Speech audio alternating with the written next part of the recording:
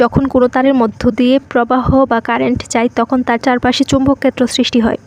আর এই চৌম্বক ক্ষেত্রকে প্রকাশ করা হয় বি ভেক্টর দ্বারা। আর চৌম্বক ক্ষেত্র কখন সৃষ্টি হবে? যখন কোনো তারের মধ্য দিয়ে প্রবাহ যাবে বা কারেন্ট যাবে তখন তার চারপাশে এই চৌম্বক ক্ষেত্রটা সৃষ্টি হবে। এই যে একটা তার মনে করলাম, এটা হচ্ছে একটা তার, এই তারের মধ্যে প্রবাহ আই কারেন্ট যাচ্ছে এই দিক দিয়ে, তার মানে তার চারপাশে কী হবে? চৌম্বক ক্ষেত্র সৃষ্টি হবে। এখন তার চারপাশে চৌম্বক ক্ষেত্র সৃষ্টি হবে, এই বিন্দুতে যতটুকু চৌম্বক ক্ষেত্র হবে এখান থেকে এই বিন্দুতে কি সেম সংখ্যক চৌম্বক ক্ষেত্র হবে? আনসার হচ্ছে না। এই বিন্দুতে যত হবে থেকে এই বিন্দুতে সেম সংখ্যক চৌম্বক ক্ষেত্র সৃষ্টি হবে না। তো এই বিষয় সম্পর্কে বিজ্ঞানী বায়ট এবং সেবার্ট আমাদেরকে একটা ল দেন যে কোন বিন্দুতে কতটুকু চৌম্বক ক্ষেত্র সৃষ্টি হবে সেই সম্পর্কে। তো বায়ট সেবার্টের সূত্রটা মূলত কোনো পরিবাহী তারের চারপাশে চৌম্বক ক্ষেত্র সম্পর্কিত। কোনো অসীম দৈর্ঘ্যের অনিয়মিত পরিবাহী তার নেব প্রথমে। তো আমরা অসীম দৈর্ঘ্যের অনিয়মিত যে কোনো তারটা এলোমেলো আঁকাবাঁকা যাই হোক না কেন সেটা হচ্ছে অসীম দৈর্ঘ্যের।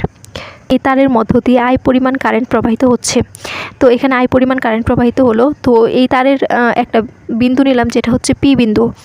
তো এখানে হচ্ছে পি বিন্দু নিলাম। তো এই পি বিন্দুতে কতটুকু চুম্বক ক্ষেত্র সৃষ্টি হবে অর্থাৎ ডিবি এর পরিমাণ কতটুকু তার মান বের করার জন্য বলা হয়েছে। এখানে আমরা একটা ক্ষুদ্র অংশ, এখন এই ডিবি এর পরিমাণটা কিভাবে আমরা বের করতে পারি? এটা হচ্ছে ক্ষুদ্র চৌম্বক ক্ষেত্র নির্দেশ করে এই ডিবি দ্বারা। তো এখানে আমরা এই তারের একটা ক্ষুদ্র অংশ কেটে নিব যেটা হচ্ছে ডিএল। তো এইখান থেকে আর দূরত্বে এই যে পি বিন্দুটা, এটা হচ্ছে আর দূরত্ব।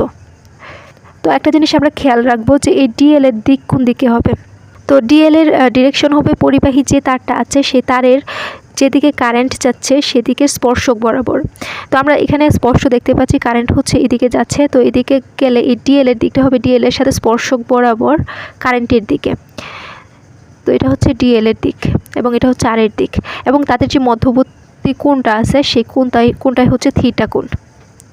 তো থিটা কোণের থিটা কোণটা হচ্ছে ডিএল এবং আর এর মধ্যবর্তী কোণ।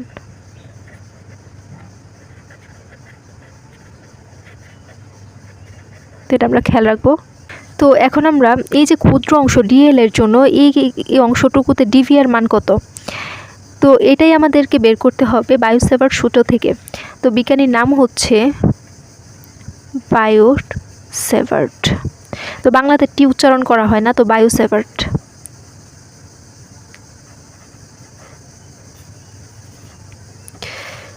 তো বিজ্ঞানী বায়ট এবং সেভার্ট কি বলেন? তো প্রথমে বলেন যে আমাদের এই ডিভি ভেক্টর এর মান হবে ডিরেক্টলি প্রপোর্শনাল টু ডিএল, অর্থাৎ ডিবি হবে ডিএল এর সমানুপাতিক। এই ডিএল এর মান যদি বৃদ্ধি পায় তাহলে এই ডিভির মান বৃদ্ধি পাবে। এখানে আমরা ক্ষুদ্র অংশ ডিএল নিলাম, এখন যদি ডিএল এর মান আরেকটু বাড়াই তখন এই ডিভির মান আরও বাড়বে। পরে 2 নম্বরে বলছেন কি? 2 নম্বরে বলছেন হচ্ছে ডিভি প্রপোর্শনাল টু আই বা স্মল আই ক্যাপিটাল আই যাই দিই না কেন, এটা হচ্ছে তড়িৎ প্রবাহ মাত্রা আই। তো এখানে এই যে চৌম্বক ক্ষেত্রটা সেটা হবে আই এর সমানুপাতিক, অর্থাৎ কারেন্ট যত বৃদ্ধি পাবে এই ডিভি এর মানটা তত বৃদ্ধি পাবে। 3 নম্বরে তারা বলছে যে এই ডিভিটা হবে directly proportional to 1 divided by R square, অর্থাৎ এই যে আর এর মানটা আর এর মানের ব্যস্তানুপাতিক এই ডিভির মানটা, অর্থাৎ আর এর মান যত বাড়বে এই ডিভির মান তত কমবে। এবং 4 নম্বরে বলছে হচ্ছে ডিভি সমানুপাতিক হচ্ছে সাইন থিটা। এবং সাইন থিটা কি? এই যে আমরা আর এর দূরত্বটা নিলাম এবং আর এবং ডিএল এর যে মধ্যবর্তী কোণ, এই কোণের যে সাইনের মানটুকু সাইন থিটা সেটা সমানুপাতিক, অর্থাৎ কোণ যত সাইন থিটার মান যত বাড়বে ডিভির মান তত বৃদ্ধি পাবে। তো এই সম্পূর্ণ অংশটুকুকে যদি আমরা একসাথে লিখি তাহলে ডিভি সমানুপাতিক কি হবে? ডিভি সমানুপাতিক হবে আই ডিএল সাইন থিটা, কারণ এরা সবাই উপরে আছে, আইডিএল সাইন থিটা, শুধুমাত্র আর স্কোয়ারটা ভাগাকারে আছে। তো I D L sine theta divided by R square. তো এই ডিভিটাকে আমরা আরেকটু সলভ করতে পারি। তো ডিভি সমান যদি লিখতে চাই তাহলে আমাদের একটা কি নিয়ে আসতে হবে? সমানুপাতিক ধ্রুবক নিয়ে আসতে হবে। সমানুপাতিক ধ্রুবক আমরা কে নিয়ে আসলাম, তো K IDL sine theta divided by R square.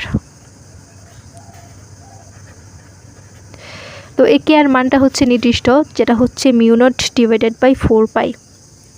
তো এখানে সমানুপাতিক ধ্রুবক K is equal to mu not divided by 4 pi.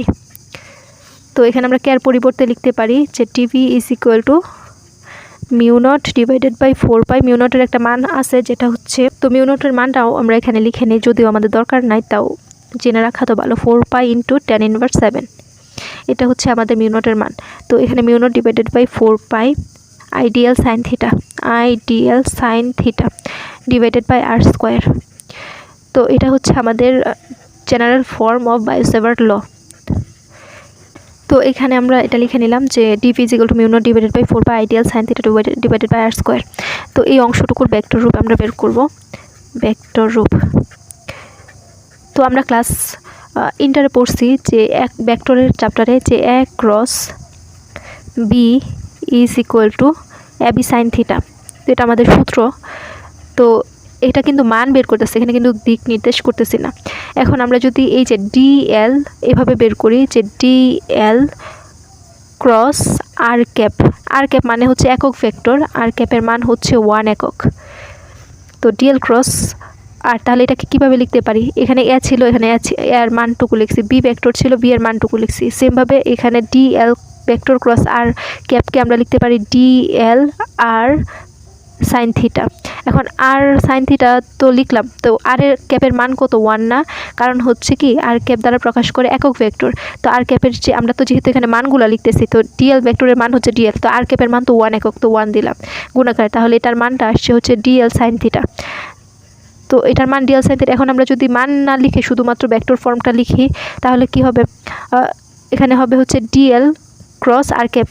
তো এই ডিএল সাইন থিটার পরিবর্তে আমরা ভেক্টর আকারে লিখতে পারি, এই ডিএল সাইন থিটার পরিবর্তে D L vector cross r cap. তো এটাই আমরা লিখব যে D V vector is equal to mu not divided by 4 pi I DL vector cross r cap divided by R square. তো এটাকে আমরা আরেকটা ফর্মে নিতে পারি, এটাও একটা ফর্ম। তো এটাকে আমরা আরেকটা ফর্মে লিখতে পারি, তো যেটা আমাদের প্রশ্নের জন্য কাজে লাগবে। সেটা হচ্ছে আমরা জানি যে R vector is equal to, R vector মানে কি, আর ভেক্টর মানে হচ্ছে আর এর মান এবং দিক। ভেক্টর রাশি মানে হচ্ছে একটা মান থাকবে এবং একটা দিক থাকবে। তো আর ভেক্টরের ক্ষেত্রে আমাদের একটা মান হচ্ছে আর একটা দিক হচ্ছে আর ক্যাপ। তো আর ক্যাপ থাকলে বোঝা যাবে যে এটা দিক নির্দেশ করে, যার মান হচ্ছে 1 একক।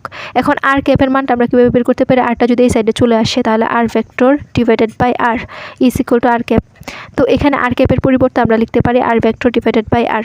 তো এখানে উপরে থাকবে আর ভেক্টর, নিচে চলে আসবে আর, তো আর স্কোয়ার এবং আরেকটা আর আসবে, তার মানে আর কিউব হয়ে যাবে। উপরে হবে R vector divided by R cube.